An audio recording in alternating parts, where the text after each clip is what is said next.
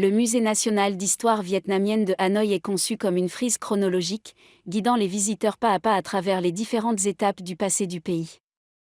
Le bâtiment lui-même, construit dans les années 1930 pendant la période coloniale française, allie architecture de style français et éléments décoratifs vietnamiens. À l'intérieur, l'espace est divisé chronologiquement, chaque section se concentrant sur une époque ou un thème spécifique. La plupart des objets exposés sont simples, vitrines en verre, cadres en bois sculptés et petites étiquettes. Mais ils regorgent de détails.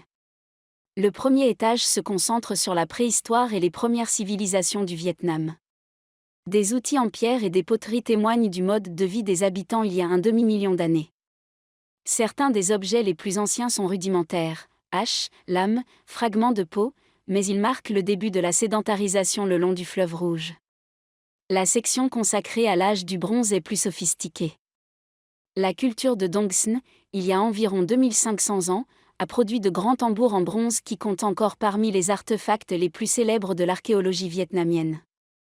Leurs surfaces sont couvertes de scènes détaillées, bateaux, oiseaux, guerriers, moulés à l'aide de techniques de métallurgie avancées pour l'époque. Ces tambours n'étaient pas seulement utilisés pour la musique, ils jouaient des rôles cérémoniels et étaient parfois enterrés avec les morts, suggérant que la personne occupait une place importante dans la société.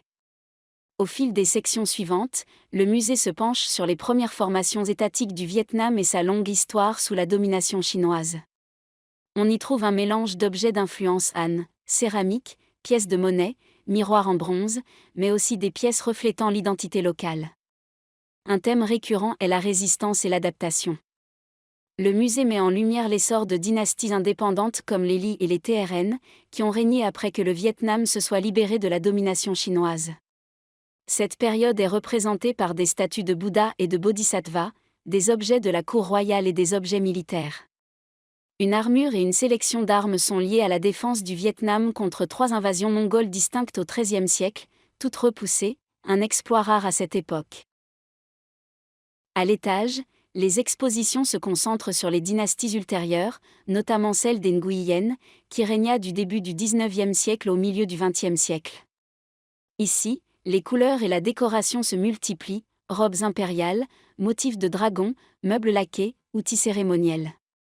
Il est clair que la dynastie des Nguyen accordait de l'importance aux rituels et au symbolisme de la cour. Mais cette section aborde également la faiblesse interne et la pression étrangère. Des documents et des pièces de monnaie en français témoignent de la présence coloniale croissante, avant même le début de la colonisation officielle.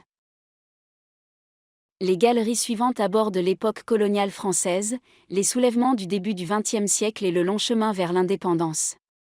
Le ton des expositions devient plus direct.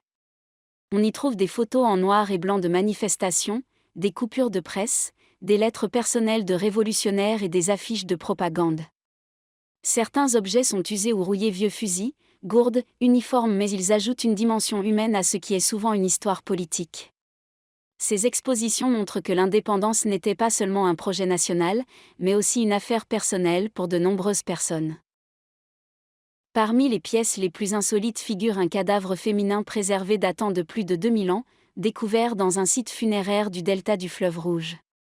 Le corps était enveloppé de plusieurs couches de tissu et d'une résine naturelle empêchant la décomposition.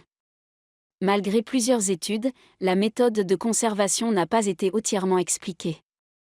L'exposition est discrète et clinique, mais elle soulève des questions inattendues sur les croyances et les savoirs anciens.